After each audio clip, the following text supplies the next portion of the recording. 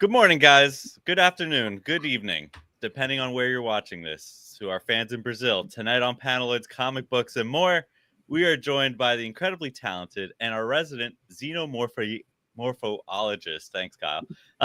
Phillip Kennedy Johnson, What's writer up, of guys? Action Comics, Alien, The Incredible Hulk, and many more amazing books. But right now, he's here to talk about his brand new Marvel series, Infernal Hulk, #1, hitting shops November 26, 2025, FOC's October 6, 2025. So without further ado, Phillip Kennedy Johnson, everybody. What's up, guys? Thanks for having me on. Thank you for being here. It's been a few years. Of course. I I don't know it's been a minute, right? Did we talk? Yeah. See, did I come on when I was just starting Hulk, or was it something else? Like No, Superman or it something? was Superman. It was Okay. in the Had to be midst of Superman. like not that deep either. It's Yeah. been like 3 years, I think. It's been a minute. Yeah. You guys been doing well? Something like that. Okay, cool. You're not convincing me. That's all right. We're here. We're here. We are here. Well, what do you want to talk about? What are we doing here? Dimitri, you're start it right. up. That's you, Dimitri. I said you want questions. I gave you a bunch of them. I'm never the first question. I'm sorry. It's So, can you tell us about your career in comics and how you got started in comics? Yeah, dude, totally. So how I got started as a writer then.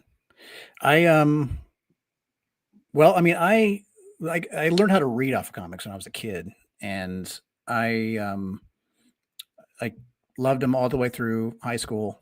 And I did give them up though for a while. When I went to college, I went to college for music, and I wasn't reading for fun for a while. I was just kind of like all my time was going towards college and just working, kind of sold my soul to the practice room and wasn't really thinking about comics for a while. But I did miss them though, and every now and then I would kind of check in to see what was happening in the industry and seeing where DC and Marvel were. And sometimes I would see somebody reading like an indie book, and I got really curious, but I just never really made time to do it. And then I got a job as a musician, and I was working, and I was starting to look for other creative outlets.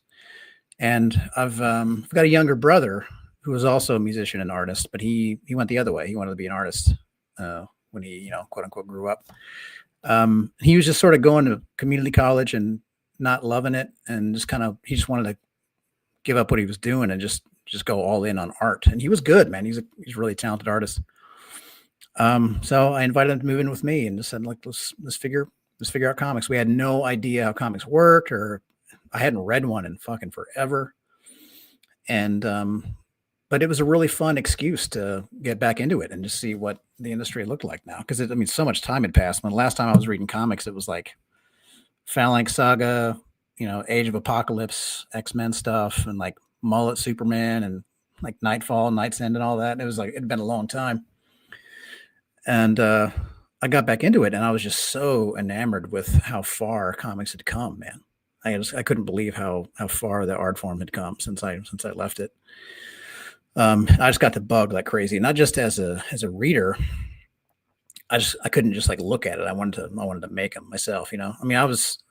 I started writing scripts just to give my brother something to illustrate, but man, I loved it. And I just started looking for other artists to work with too. And this is probably like between 2008.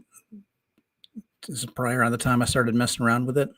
And, I just fell in love with it again, like even more so than the first time, I think. And, I started going to conventions and, trolling Artist Alley and buying graphic novels that had scripts in the back of them. And I just completely just dove in, So yeah, that's how I got started. I started looking for other artists to work with. Some of those books got picked up. I did a couple of books at Boom Studios. Those got noticed at DC and Marvel, and just sort of worked out, Excellent. Yeah, I loved hearing that. Like everybody's always has like just a passion. Like we all kind of start off as just like nerds that just like comic books, and then like it just goes into that. Man, totally. Yeah, I really admire like when I don't know, man. Like I came from the music world, and I love musicians too. Those are the people I've surrounded myself with my whole life. But there is an element of like you're kind of putting yourself on stage. You're expecting to be looked at and heard, and like there's this promotional kind of nature to it. And in comics, it's just so there's just no pretense.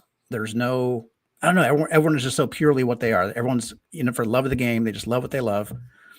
Nobody's wearing a tux. You go to a convention and you see these people like, they're like, I don't know. Back in the day, being a nerd wasn't okay. You had to kind of hide it. And if you were into comics, it was this thing that you were secretly into, but it wasn't something that you could just like openly nerd out about at school. And now you can buy a Captain America shirt at friggin' Walmart. And it didn't used to be that way. Like grandma knows who Thanos is. You're not wrong. Crazy, My mom watches this, so like I'm sure she's learning about comic books. Yeah, right. I mean, it's so cool. I mean, that's not how it used to be. So I don't know, man. And now you go to conventions, and I don't know. Again, like as a musician, I'm just used to this element of just promotion and I don't know, like you're like every day's an audition kind of a thing. And in comics, like you meet people and they're like, fuck you. I like the Flash. I'm here because I want to get these people to sign my stuff. And I'm not even wearing my nice shirt today. I just like what I like. It's this unapologetic nerddom that I just really love. I just love it. I love the lack of pretense and everyone's just who they are. It's a good vibe. We got Riley in the chat there. Philip's Hulk run has been legendary. Him and Nick Klein working together are a force. Oh, thanks. Thanks, Riley. Yeah, dude, love in there. Nick is a friggin' maniac. He's so good. He's getting better and better right in front of us, and he's already a legend, Yeah. It's by far probably my favorite everything happening right now. So So I'll say that these guys in the show here have seen Incredible Hulk 30 and Infernal Hulk #1. So if you the art is just absurd, right? Yeah. No. If you thought like Incredible Hulk 1 through I guess 29 has been just incredible with art and everything, it just, oh my god, like I didn't think it could get like even crazier. Like it just, and the detail, like every little like piece of like every panel is just filled to the brim. It's incredible. Some of that stuff is just straight up Bernie Wrightson. I mean, like the level of detail is like you're looking at Bernie Wrightson's Frankenstein being made all over again. It's nuts. Yeah, and it suits the writing style so well too. So. Oh, thanks. I mean, I keep Nick's art in mind when I write. Like I try to write to his art. Like he and I talk just about every day, just making sure that I'm giving him what he needs. Yeah. And I just we're both trying to keep our game tip top. So I'm just trying to honor his art with work that suits it well. Well, talk about Incredible Hulk and kind of where the run's been so far. Can you give us a quick recap? Because I feel like you need that in order to get into Infernal Hulk. Yeah, I think so. So Incredible Hulk from #1 that we started at in 2023. This has been kind of the first act.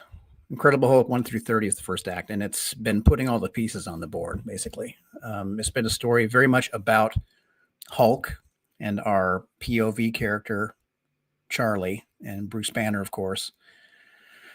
And this new threat called Eldest, who we find is the oldest living creature created by the Mother of Horrors, who is this corruptive force that was created when the Earth was formed, like way back in the day. She plays a role in the history of the Marvel Universe Earth that we know about, with the One Above All and the Demiurge and the Demigorge and all that stuff. The Mother of Horrors played a role in all that. And Eldest is kind of the big bad that's after Hulk's flesh. She's a body snatcher, essentially. And over the course of the series, we learn why she wants Hulk's flesh, what she intends to do with it. It's like a key that's supposed to, unlock this prison. And that's all been leading to Incredible Hulk #30, when the whole game changes. And that kicks off the second arc, which is called Infernal Hulk. That begins in November. And I can't be more excited for people to see what's coming. It's I can't believe they're letting us get away with it. Here's a behind the scenes. I'll say this book was supposed to be Red Band. And in the end, they're like, we kind of went back and forth on whether Infernal Hulk was going to be Red Band or not. And in the end, we decided not to because we didn't want the whole collection to be Red Band when it was all done. We didn't want there to be like a higher, like, I don't know. We want everyone to be able to get into it. And but we're not really toning down the art at all. So it's basically a Red Band book, but we're letting anyone read it. Man, the way Nick has drawn this book is just crazy. He's just such a gift. Yeah. It definitely opens up aggressively. I noticed that. Did you Did you feel like it was a little? Yeah. That makes sense now.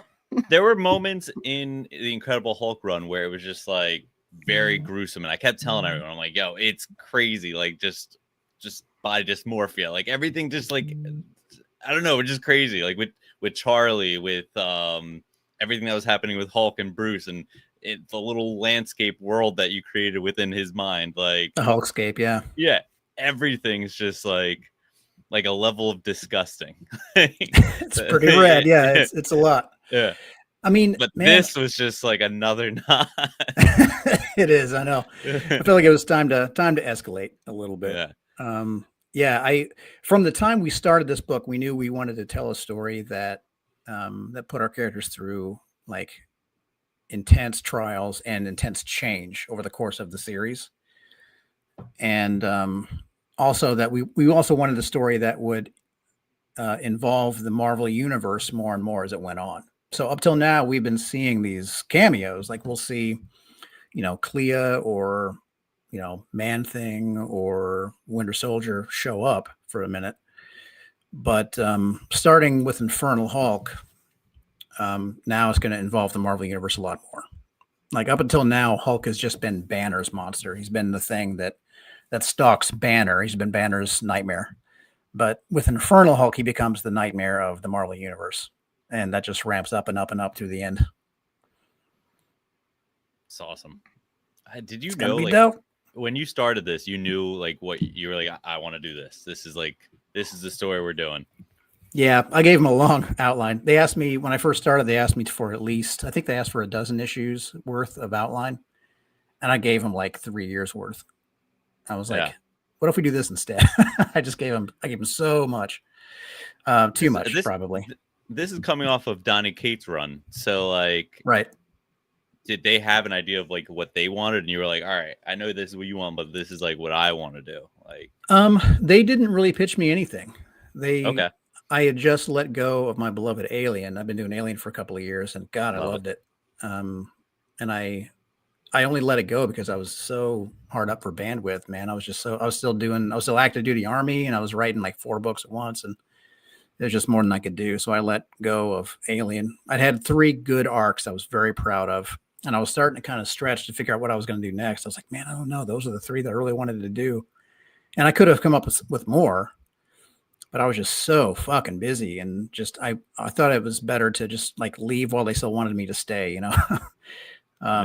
Before I was like, well, now it's kind of stale. We don't like you anymore. I wanted to make sure I got out of there while it was still going strong. So I reluctantly gave it up. And I was like, man, I felt nervous about that. I didn't like it at all because that was my only Marvel book at the time. And letting go of it, I was like, man, I don't know anything else. I don't know. It was just kind of nerve-wracking. But right after that, Will Moss, this great editor, reached out. And I've been wanting to work with Will forever. I was like, hey, would you want to do Hulk? I was like, fuck, man. Like, and I so didn't have time for it, but damn. I mean, and I wasn't even really like a dyed-in-the-wool kind of Hulk fan. I wasn't the guy that read every single Hulk book no matter what. I did read Immortal and loved it. And I had read Planet Hulk and loved that. And there were specific moments of the Peter David run that I liked very much. But I don't know. I had to kind of think about it. I was like, what would I do with a Hulk book? Like, because I just wanted more Immortal. I'm like, I can't just ape what Al did. That'd be lame. But that's kind of what I wanted to see. Like, I really wanted more of the Al Ewing Immortal run. I loved it. But the longer I sat with it, the more I realized that actually the brand of horror that I think Hulk belongs in is a little bit different than what Al was doing. Like, Al kind of had this really cool Cronenberg, like The Fly kind of dark, like Black Science kind of vibe that is awesome. But I kind of wanted to take it in more of a Hellblazer / Hellboy kind of place where it's like mystical, cosmic horror, like folk horror. That I thought would be really cool.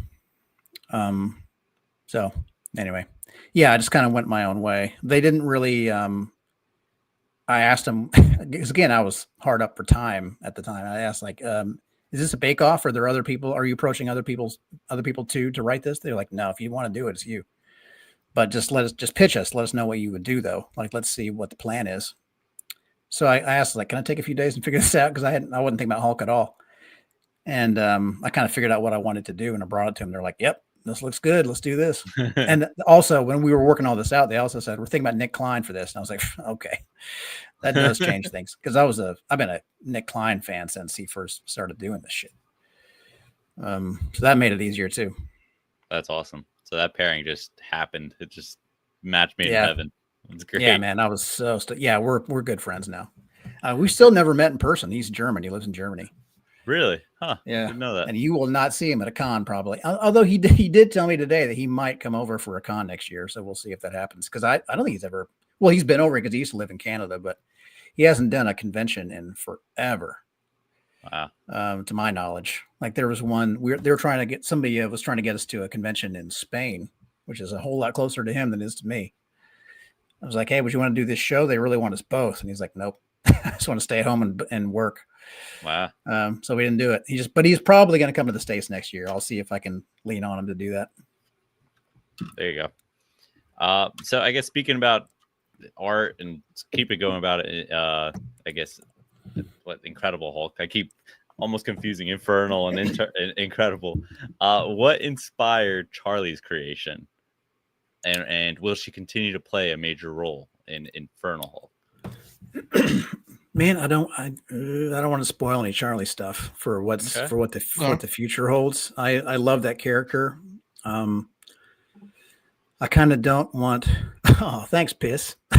You got Piss in the chat. Big fan of your work. Piss in the chat.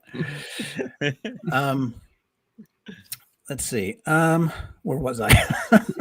Yeah, that threw things off a little bit. Yeah, Charlie. I mean, Charlie's so creative.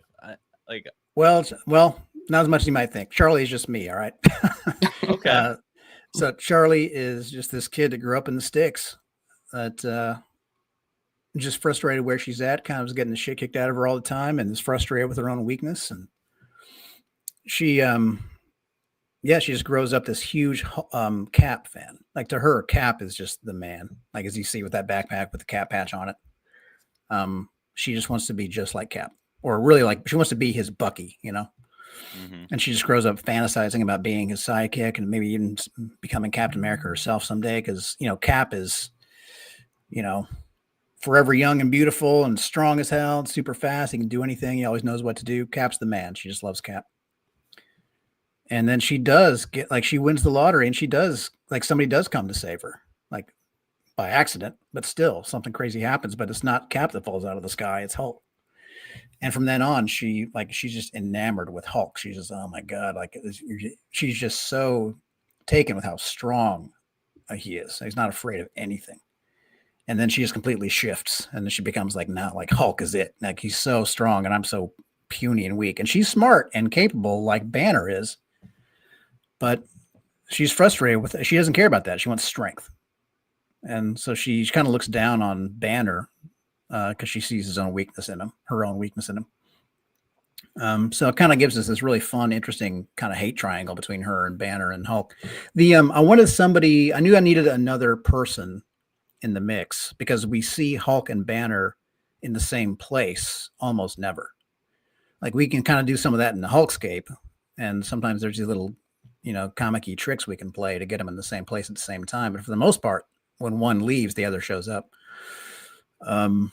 So I needed somebody else that had a different relationship with Hulk than they do with Banner. Mm-hmm. And Charlie is my POV character. She's kind of like the Harry Potter character where this is the one that you're seeing the world through their eyes, And Charlie just made sense to me. I don't know. Like there's a lot of me without oversharing. There's a lot of me in that character. The development of the character was incredible. At first I didn't know really. I liked the combination. I liked, her getting rescued, and I saw that turn, right, where she really started getting enamored by Hulk. And then I don't want to spoil it for anyone reading. I want everyone to go out and read Incredible Hulk. And I know it's been out for a while, so it really isn't spoiling it, but like still, like for anyone that hasn't checked it out, I think just her development as a character and becoming what she becomes, I want to see more of. Like, I need to see more Charlie. 1000%. No, thanks. Well, I can't tell you if you're going to get it or not. I don't want to spoil anything, but standalone book. Let's go. Hey, come on. I mean, I'll tell you, I love that character. And if she doesn't show up in Hulk again, I'm going to try to get her in somewhere. So yeah, sorry, I don't want to spoil it, but You're good. I did have a very specific arc for Charlie in mind from beginning to end. And, yeah. And for Hulk too. And the way that Charlie impacts both Hulk and Banner. I just want to do an honorable mention for Uncle Sal. Oh yeah, Sal Romero. Oh yeah, that's a good one. Yeah, Great. I'm proud of Ghost Rider 44. I'm very proud of Ghost Rider 2. That was, man. So I got asked if I wanted to pitch Ghost Rider a long time ago, and I was busy then too. And I was like, man, I don't know. I got to think about that. And I said no, because I was like, I got too much on my plate. I would just face plant. I don't want to do a bad job. But then I was like, actually, what if we did a World War II book where we introduce a new Ghost Rider, kind of like The Crow, where these supernatural Nazis kill this guy and he rises from his grave and sets out to avenge himself. We see him interacting with these other really cool World War II era characters. And he's like the Steve McQueen kind of World War II character on a cool ass, American GI kind of motorcycle. Like, I'll write that book. Like, I'll give up another book to do that one. I got this Nazi hang up. So I was like, if I can do my Marvel's Inglorious Bastards, I'll do that. And they were like, well, we really want it to be Johnny Blaze. And I was like, well, I'm busy. I can't do it. So I let it go. And I kept thinking about it. I was like, man, that World War II book would be so sick. And I just kind of fleshed it out in my mind as time went on. And it kind of became what Hellhunters is. And I pitched that story live on a panel to CB. He was sitting like next to me. And when he heard like the audience reaction, he was like, greenlit. So we did it. So yeah, that's been Hellhunters was a passion project. That was meant to be like Sal Romero's origin, back in World War II. And I'm going to do more of that. Like, I definitely, like, it's not greenlit, but I will definitely do more volumes of Hellhunters. Oh man, we got a lot of things coming. I mean, there's so much potential for just everything that you've created so far in just this little Hulk escape universe. I love it. Thank you, man. I appreciate that very much. So 30 comes out in 2 weeks, October 15th. You want to just give us a little bit of a pitch for 30, kind of sell the finale? Yeah, man. Well, issue 30 gives us finally gives us a clear look at the mother of horrors that we've been building up to this whole time. There's a couple of spreads there's two 2-page spreads in this book, I believe. And both of them are like, just status quo breaking moments. So I'm so proud of the work that Nick did in this book. It gives us so many answers. This issue gives us a lot of answers that we've been building to. There's a rematch. We see the prison of the mother of horrors. We see her herself. There's a huge twist. We got like a little cameo reveal of Infernal Hulk. Like, his first proper reveal is in Infernal Hulk #1, but it's a very eventful book. It's the moment in which everything we've been building to completely turns on its head. So yeah, I don't know. That's kind of my pitch. Even if you don't read a word of it, man, the art will change you. Like, it's just so good. This is when Nick Klein just kind of became the heir to Bernie Wrightson. It's nuts. So yeah, it's probably the issue I'm proudest of so far, except the one that comes right after that. Like, Nick is just getting better and better and better. I mean, you guys pitch it. Yeah. You guys have read it, so you tell us what you think. Oh, we're so afraid of being the one to do a spoiler. Yeah. I'm trying not to. I don't know. It was, to your point, like, it answered a lot of questions that, like, as you're reading this book from issue 1 to 29, they start like filling up, right? There's a lot of things going on, like who's eldest, what's going on with the mother, like who's this, like what is this, the what's it, the green or whatever it's called, not the green, the green door. Yeah, the green door. Yeah. So like all these things, and then it's like finally you like they give you everything, and they wrap it all up. So it is a nice build up. I'll say that. Like it's like you're following the road, and it is 100% worth it. And awesome. It's just like, I'm so glad to hear that. Again, we read it, so I can't, but yeah, I appreciate that. Thanks for the respect. Really, I would hate to spoil it. Yeah. When I remember when episode 3 of the Star Revenge of the Sith came out, James Earl Jones was doing interviews, and somebody asked him, what was it? Somebody asked him something about the battle, but the wounds he received, that Anakin Skywalker received or something. He said something is like, yeah, it's right after Obi-Wan drops Anakin into the big volcano or something. He's like some massive spoiler. And this is well before the movie came out. So there's very much there's like a very much an Anakin in the volcano kind of moment in this book. So can't spoil that, but it's, anyway, it's going to be dope. That's a perfect way to describe the moment in this book. It really is. It's a big one. Yeah.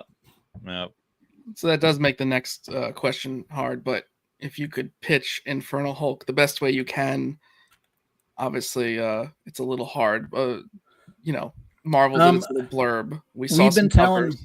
We've been telling people that it's the biggest status quo change in Hulk's history, and I believe that to be true. I mean, there's a lot of Hulk fans that have their favorite alter, like their favorite version of Hulk that they like to see, that they want to see come back, like Joe Fixit or the Green Scar or Demon Hulk or whatever. A lot of people have their favorite that they like to see. Infernal Hulk is where we introduce a new one, and Infernal Hulk is the most unlike all the others. We've seen scary Hulks in the past, but we've never seen one like this. And I know you've seen the one issue, but where we take it is crazy. There's also a lot of fans who are kind of wrapped up in the whole idea of like power levels. They want to know like who's stronger than who. I don't think readers are going to see Infernal Hulk's upper limits in the page. Like it's like ever. Like this is a new Hulk that's capable of insane things. His origins are, they go back to the birth of our planet. Like it's just he's so old, so powerful, so merciless, and he has such clear and specific plans for this planet in a way that other ones, like there have been other Hulks that just want to break things, like break the ones that wounded him or whatever. This one has like a plan, and it's bad. So this is the most terrifying Hulk that we've seen. We've never seen Hulk and Banner more separate than they are now. Of course, like Hulk's got a long history, and there's been other times when Hulk and Banner come apart, but not quite like this, where they've never been more separate or more at odds than now. And when people see what this Hulk is capable of, and when they see what we have planned for Banner too, I think people are going to be shocked. I'm expecting some rage tweets. So really get ready. That's exciting. You gotta dig it. Oh man, I'm so excited to see where this goes. This is like everything that I've been doing up till this point in a purer form than I've been doing. Like Incredible Hulk up till now, I really wanted a lot of super short arcs, because my introduction to Marvel as a kid was through Marvel Team Up, which is basically a Spider-Man team up book.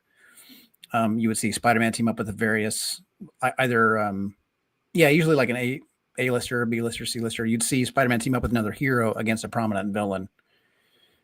So 1 month it's him and Doctor Strange. Next one it's him and Ghost Rider. Next one is him and the Human Torch. And that, like those Marvel team up books, I didn't really have that many of them compared to like people I know now that have these massive collections. But that was kind of the series that taught me the Marvel roster. Through like World's Finest books at DC and Marvel Team Up at Marvel. Those are the books that kind of taught me as a little boy that, these are different universes that have different characters and they're not the same. Those arcs were always just 1 or 2 issues, at least the ones that I had were all very, very short. And I wanted Hulk to be the same. I wanted like constant jumping on points with super short arcs. We can always just, if Nick needed to catch up on issues, we could plug in another artist and I would write a different story, tailor-made for that artist specifically. That's how I wanted to do it. And it was a chance to introduce a lot of really cool monsters and just kind of flesh out the Marvel bestiary a lot more. That was kind of the mission statement of the first of Incredible Hulk, was just to put all the pieces on the board that we could then use or kill off in Infernal Hulk to come. So starting from here, it's a much tighter story. Like every issue has a specific like goal that must be met by page 20. Gotcha. So it's about to become a much tighter story, and like there's no wiggle room really for where things have to happen. It's all very tight, like a screenplay from here to the end. So I like that. Yeah, that makes total sense, and especially like if you look back at just all the issues, like all those little stories, like you said, jumping on points. Like there's a bunch of little like spots that you could really jump on. But so well done. Now I'm like, thanks. I'm thinking back at all these like little pieces that are on the chessboard. I'm like, wait, how is he gonna use this? How's he gonna use that? That's all right. So Marvel #1 issues often mark a tone shift, right? So you're kind of briefly talking about that. So how's Infernal Hulk gonna do that for us here, coming off of Incredible Hulk? Well, I mean, a lot of people ask about this in terms of being a relaunch, and it's not that. Because I mean, it's the same. It's just the second chapter of the story that we've been telling since the beginning. This is always the plan. So it's not really a reset of any kind. It's just, if anything, the dark tone that we've had up till now is ramped up at this point. Because up till now, Hulk has been Banner's monster. He's the thing that Banner has been running from. Now he's the Marvel Universe's monster. He's Earth's monster. And it just, the stakes have just, by the end of issue 30, the stakes have risen dramatically. And the first 5 issues, I'm probably getting too specific. The first arc of Infernal Hulk, we see the stakes rise again. And in the next arc, it rises again. And then it leads to this next thing that we're talking about. I'm talking too freely here, but it's going to increasingly incorporate more and more of the Marvel Universe as it goes on. So that's the big thing. The dark elements are much bigger. The stakes are much higher, and it involves the Marvel Universe much more, beginning with Infernal Hulk #1. When the live is over and everyone else goes away, I might have to revisit those thoughts for just a minute before we let you leave. Sounds good. So the designs of Infernal Hulk, awesome. Everyone's like the hype about it. All the different covers that we've seen and all like the couple little like pictures that people see. Obviously we got a little bit more, so we did read it, and it's incredible. But how did you and Nick Klein come up with the design? Well, as you've seen now, the design is story driven. So there's a reason why he looks like he does, right? So he's got, it's not a spoiler to say he's got a big green scar down his chest. There's like his whole body's like divided in half practically. There's a reason for that. One half of his body is largely scar tissue, and it actually changes his power set, as you've also seen. But it's all driven by the events of issue 30. And so that's kind of how we decided on the design. Like Nick knew what was coming in issue 30, and so he kind of started playing around with that idea. As far as the color, that was all Nick. There was an earlier version. Let me think. There was another. It was going to be a different color at one point, and we pitched it in the meeting. Like we went to the Marvel Summit, and I didn't. I showed him what Nick had drawn. I was like, here's what's coming, and they loved it. But they actually proposed a color change. One that was terrible in my opinion. I was like, can't do that. I didn't say, I can't remember how I worded it. I was like, well, we'll see. We can talk. I go back to Nick about it, and we talked some more about various things we might do with the colors, and then we came back with what you see now, and it actually is an improvement. Like we didn't end up doing the thing that they suggested, but we didn't do what we initially intended either. Went with something a little bolder, and now I really, really like where it ended up. I really want to see what color they were going to do. Like and how that would have changed the whole tone of this. Well, I mean, I'll tell you that the original. Well, should I tell you? I mean, the color that we initially showed was more similar to like traditional Hulk colors. Okay. It just wasn't as different. It wasn't just like pure green, but it was, not such a stretch. Mm-hmm. So like turning him like that dark, like purplish black kind of look was just really, I don't know, it was a really cool touch. And the other side's kind of faded like a scar that never went away. I don't know. It's just cool. No, it's perfect. Nick's a genius. Yeah.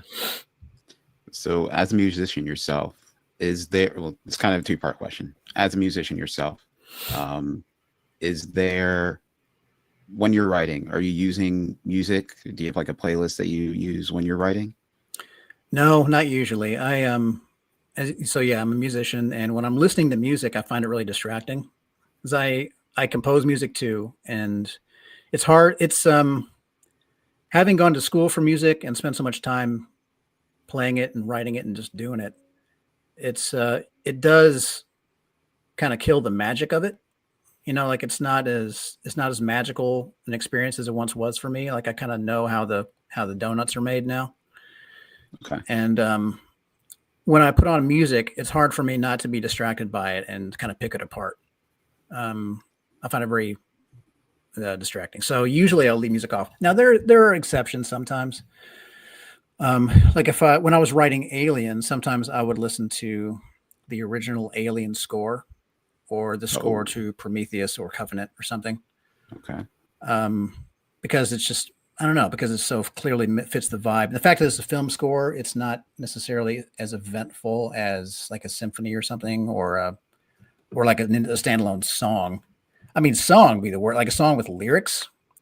I can't imagine writing that because it's like you're trying to tell a story while someone else is fucking yelling a different story at you. Like I can't imagine doing that. I know people do, and that's awesome. I'm not going to yuck anyone else's workflow. But as a musician, the idea of writing a story while another story is being sung at you is crazy. I just can't imagine doing that. And even instrumental music is that way for me. Sometimes there's a film score that I can kind of let happen. I also have the Last of Us score on LP. And sometimes I would listen to, if I'm writing kind of work that fits that aesthetic, I'll listen to The Last of Us because it's so ethereal and it's beautiful, but it's also kind of uneventful. Like it just kind of washes over you. So there are game scores that work for that. Sometimes there's a film score. There's like parts of a film score that might work for that. Rarely, maybe a movement of a symphony, like a symphony that, let's see, the fourth movement of Mahler's Fifth Symphony, the Adagietto, is like all strings, and it just it's friggin' unbelievably beautiful, but it's also, I can't say it's uneventful because the melody is so distinct, but it does kind of wash over you in a really beautiful way. So I've written to that movement before, and there are other ones too. There's a movement of Symphonie Fantastique that's a little more chill that I can listen to. Anyway, I'm getting into the weeds here, but generally, no, I find it really distracting. I kind of pick it apart, so I can't usually write to music. Fair enough. Second part to that question: what would the Infernal Hulk's soundtrack sound like? Oh man, Infernal Hulk's soundtrack. God, Danzig? I mean, let me think. It's a hard one. Danzig is the one that kind of sprang to mind. That might be because of the visual. I don't know. Because like when we were first conceiving of our Incredible Hulk with the long hair, we talked about Kurt Cobain, Banner, Danzig, Hulk is how we talked about those characters. So Danzig comes to mind. But You got some fans in the chat there that also good. Danzig fans. There's a Scandinavian metal band called Scald that plays really cool. It's not really metal, but it's like metal infused, like Viking sounding music. That's really cool. And given the ancient nature of this new Hulk, that feels pretty good for something like this. I don't know. There's movements of the God of War soundtrack that would fit. There's movements of the Alan Silvestri's Beowulf score that would fit. Have you guys seen that movie back from like 2000 and something? Yeah. Yeah. I forgot who was It's in animated. That. Yeah, that I was gonna say it was the animated. Yeah, it was like Angelina Jolie is 2000. in it. Yeah, right. So it's Yeah. I want to say it's like 2005 or so. I'm a huge nerd for the original story of Beowulf. I've got a bunch of different translations of it. Yeah, it's cool. I've got different translations. And I have my favorites, and but I love that movie too. And Alan Silvestri wrote the score to it, and it's great. And that kind of feels like what this is. The main title theme has like a heroic kind of feel that is not Infernal Hulk at all. But all the like the Grendel and Grendel's mother and dragon movements and all that sound really cool. Sounds kind of like this. I kind of feel like I have to go back and read this now with all your suggestions. Like, you know what I mean? Like, it just like get in the mode, turn off the lights, have like a little spotlight, and just listen to the songs you suggested. Well, I need to give that music answer some more thought. Because I don't usually conceive of Hulk to music. I have to kind of think about it. I'll say so. I made a trailer kind of recently when we announced Infernal Hulk. I made a trailer for it, and I'll tell you that when I was looking for, my intent was to write original music and have my friends play it with me. We're going to record it and use that for the trailer. But I was just slammed on time. I didn't have time to make the music as good as I wanted it to be. So I just found some stuff. There's like this site you can go to when you're using After Effects. You can buy. There's a place you can go to buy license-free music. You just pay a fee, and then there's no royalties after that.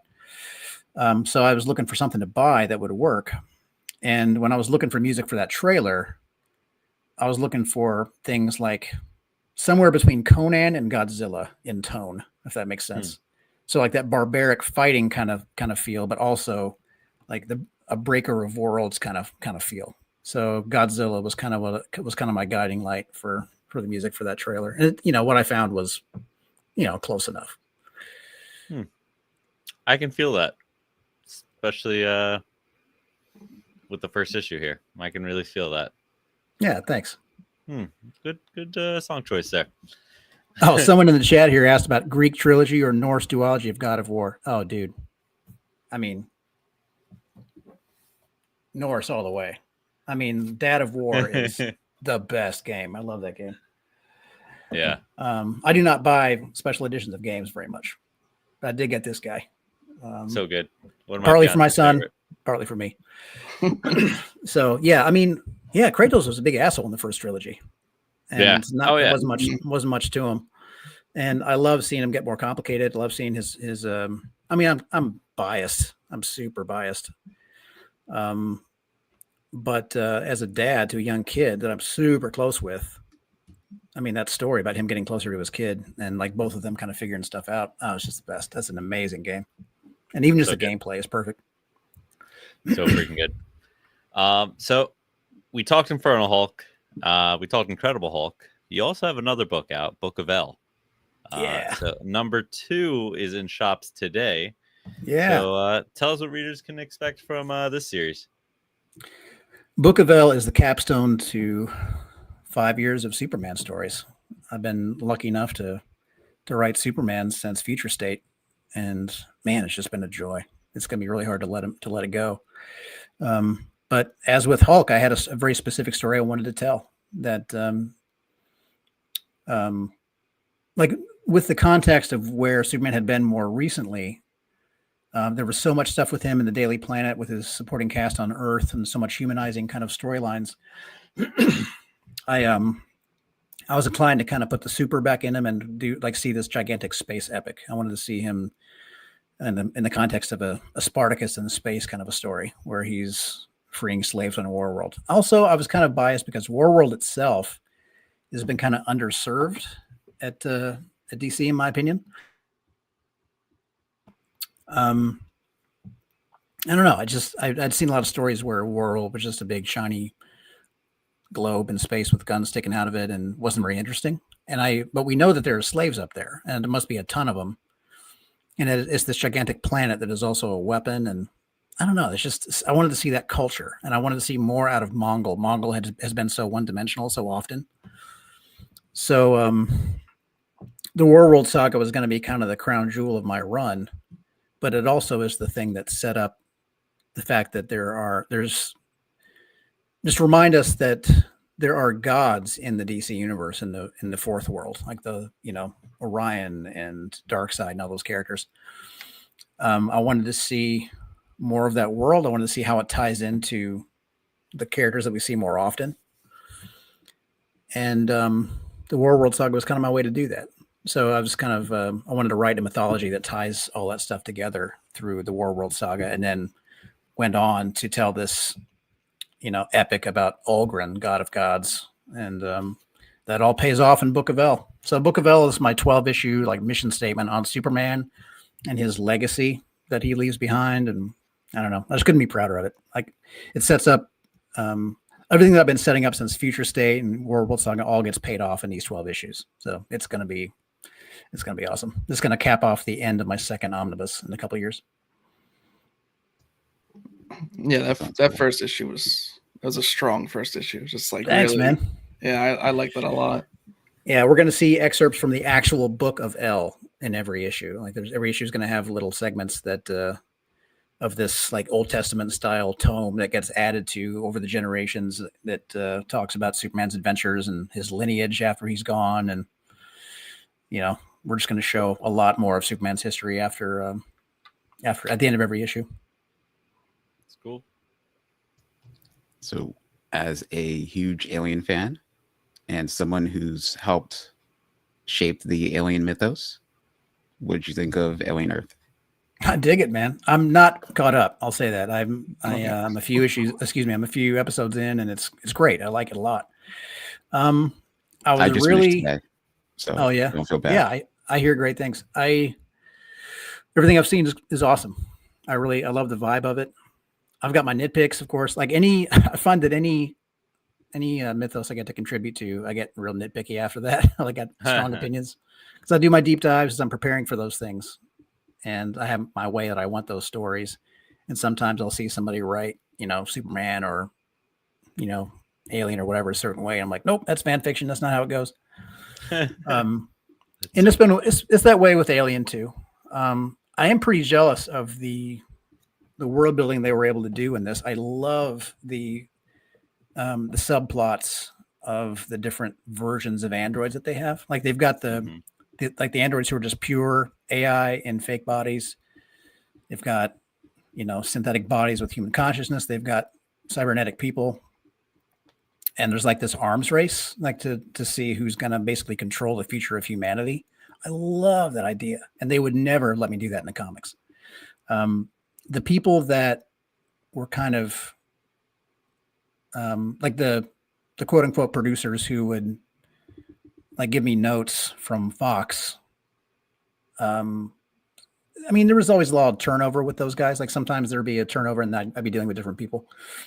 Some of them were great. And then there'd be a turnover. And then their idea, the new people, their idea of protecting the brand is that they just did not want to see anything on the page that is not done verbatim in a film already.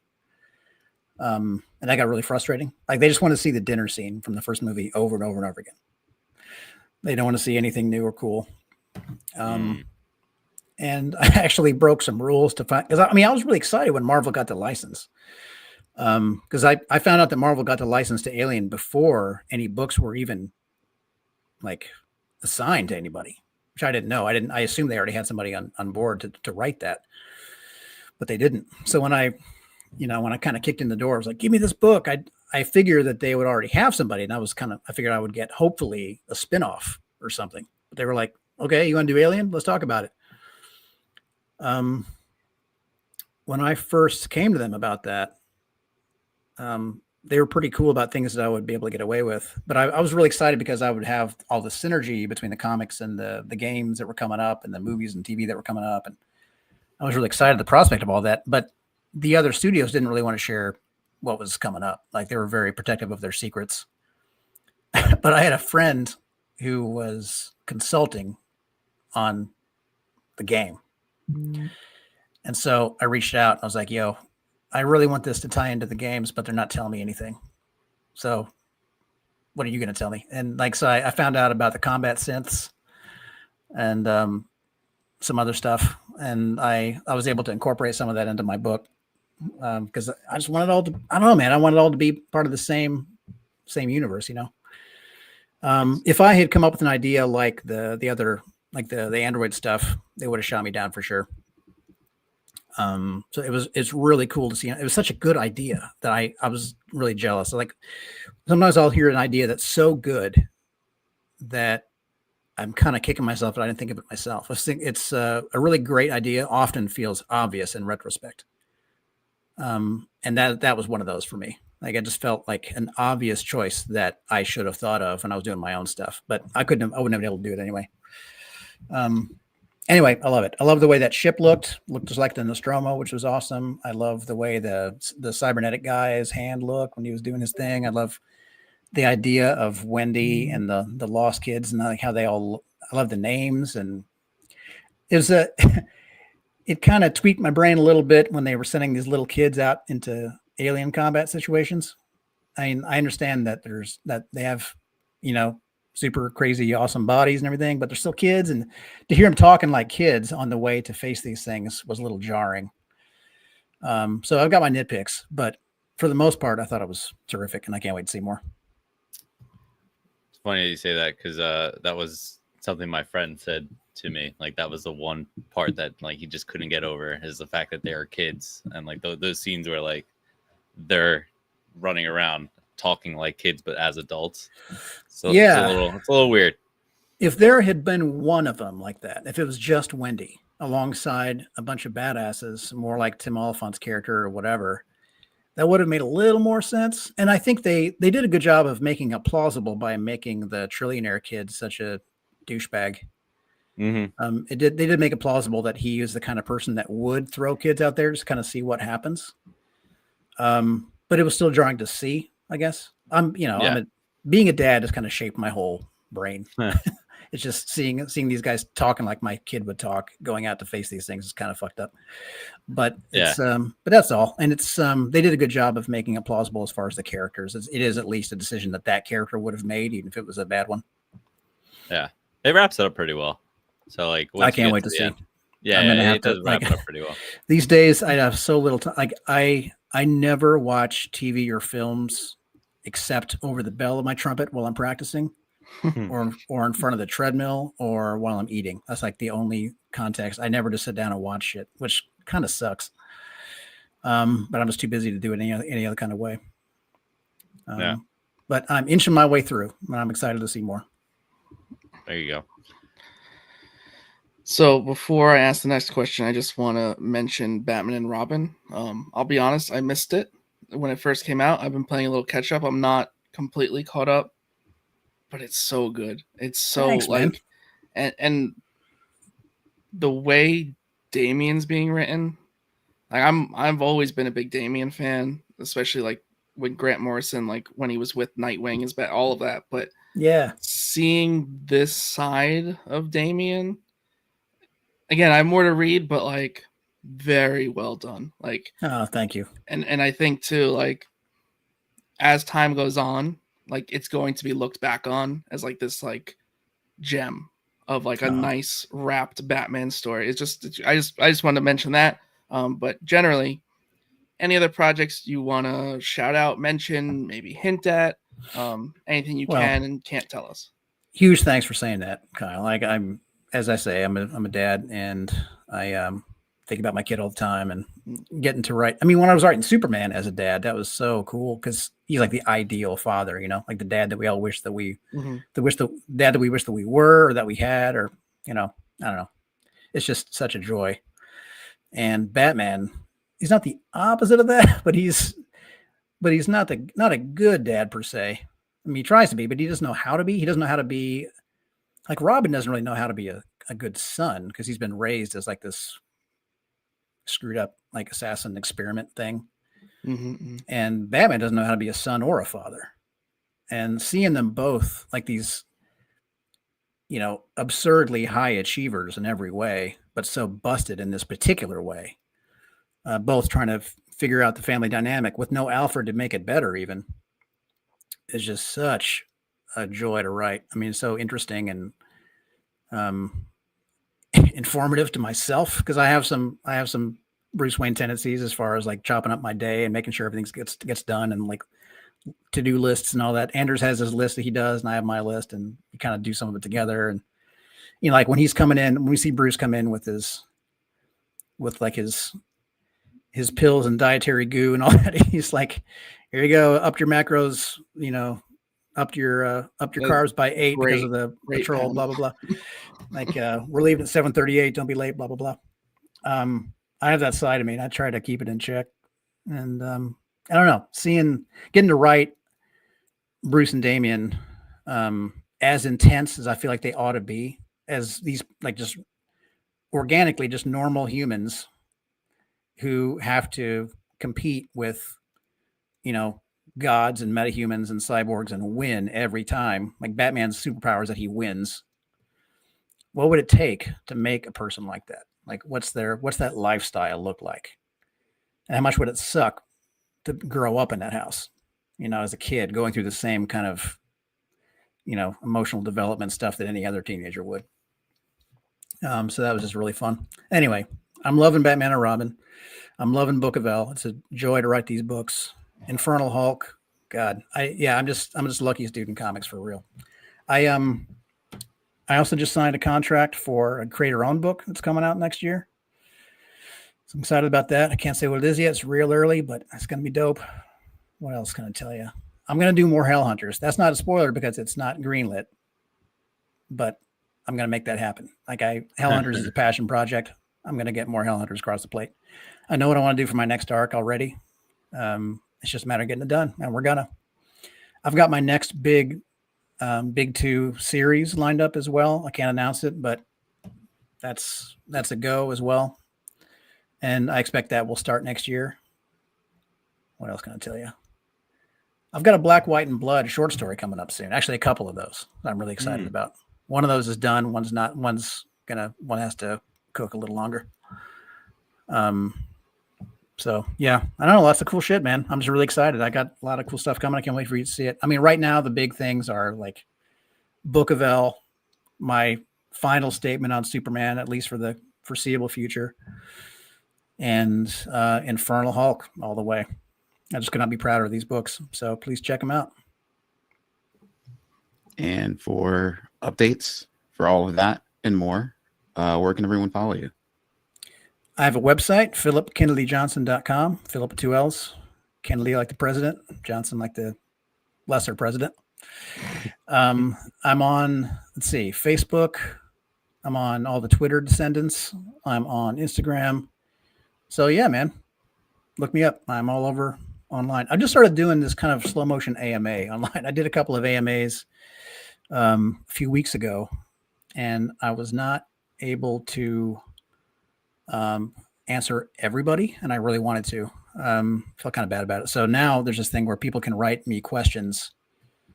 Just give me questions on social media. I'm going to try to. I have a few minutes where I'm walking from my car to my son's school every day, and I'm going to try to use that little walk to answer a question every day. So if you got questions, hit me up on socials. Oh, nice. So Riley's going to be taking my writing class. So I teach a writing class at Hubert School. I did one over the summer. I'm doing another one this fall, do another one in the spring. So looking forward to seeing Riley in the class. Wow. Oh, that's very cool. That's very, very cool. So Riley's going to be an up and coming writer. That's for sure. So yeah, there you go. Well, that's it for this episode of Panelloids, Comic Books and More. Huge thanks to our friend Phillip Kennedy Johnson for joining us. Everyone, make sure to pre-order Infernal Hulk #1.